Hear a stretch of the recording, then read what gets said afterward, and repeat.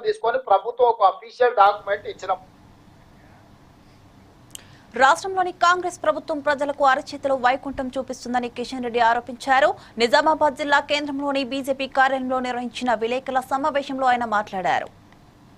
తెలంగాణ ప్రభుత్వం చేపట్టిన కులగణన వల్ల రానున్న కాలంలో బీసీల భవిష్యత్ అంధకారంగా మారే ప్రమాదం ఉందని ఆందోళన వ్యక్తం చేశారు. బీసీలకు రిజర్వేషన్లు రావాలని అన్నారు. ముస్లింలను బీసీల్లో చేర్చడంపై ఆయన ఆగ్రహం వ్యక్తం చేశారు.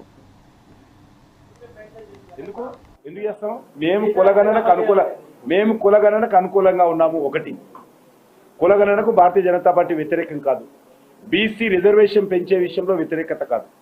బీసీ రిజర్వేషన్ పెంచాలి జనాభా ప్రాతిపదికన అని భారతీయ జనతా పార్టీ చాలా కట్టుబడి ఉన్నాం. ఒకటే ఇందులో ఏదైతే ఈరోజు ముస్లింలందరినీ తీసుకొచ్చి బీసీ సామాజిక వర్గంలో చేర్చి బీసీలకు అన్యాయం చేసేటువంటి పెద్ద కుట్ర జరుగుతూ ఉంది. దాన్ని మేము వ్యతిరేకిస్తున్నాం. ఖచ్చితంగా అది రానున్న రోజుల్లో కూడా వ్యతిరేకిస్తాము. ఎందుకంటే ఈరోజు హైదరాబాద్లో 150 మున్సిపల్ డివిజన్లు ఉన్నాయి.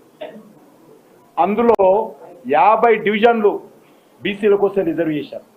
ఆ 50 డివిజన్లలో 33 డివిజన్లలో బీసీయేతరులైనటువంటి మజ్లిస్ మద్దతుదారులు గెలిచారు. బీసీయేతరులైనటువంటి బీసీలకు రావాల్సినటువంటి 50 సీట్లలో 33 సీట్లలో బీసీయేతరులైనటువంటి మజ్లిస్ పార్టీ మద్దతుదారులు గెలిచారు. కాబట్టి ఆ రకంగా తెలంగాణ వ్యాప్తంగా భవిష్యత్తులో బీసీల భవిష్యత్తు అంధకారం చేయకూడదు అనేటువంటి విషయం మాత్రమే మేము అడుగుతున్నాం తప్ప బీసీ జనాభా సేకరణ కానీ బీసీ జనాభా ప్రాతిపదికన బీసీల యొక్క రిజర్వేషన్ పెంచే విషయంలో కానీ భారతీయ జనతా పార్టీ పూర్తి మద్దతు ఇస్తుంది.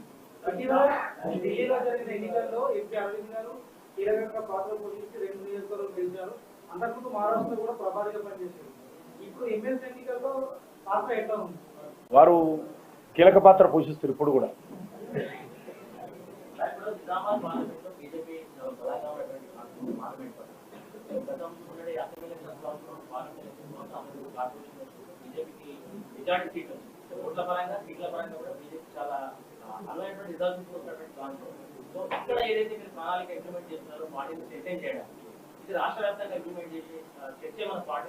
డెఫినెట్ గా రాష్ట్ర వ్యాప్తంగా పార్టీని పటిష్టం చేసేటువంటి కార్యాచరణ ప్రణాళిక రూపొందిస్తున్నాం. ఇటీవలనే మేము పార్టీ గ్రామ స్థాయి నుంచి కూడా పోలింగ్ బూత్ స్థాయి నుంచి కూడా కొత్త కమిటీలు వేసుకున్నాం.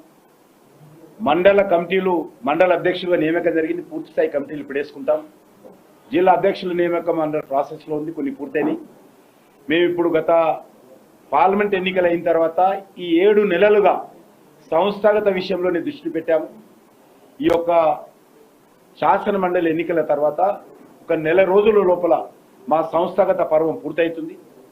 ఆ తర్వాత పూర్తి స్థాయిలో మరి ప్రజా సమస్యల మీద ఉద్యమాలు చేసేటువంటి దృష్టిలో పార్టీ ముందుకెళ్తాం. ఇప్పుడు మేము కొత్త యువతను పోలింగ్ బూత్ కమిటీలో కానీ మండల కమిటీలో కానీ మిగతా జిల్లా కమిటీలు కానీ వివిధ మా అనుబంధ సంఘాలైనటువంటి మోర్చాల ఎస్ఎల్బీసీ టన్నెల్ ప్రమాద స్థలాన్ని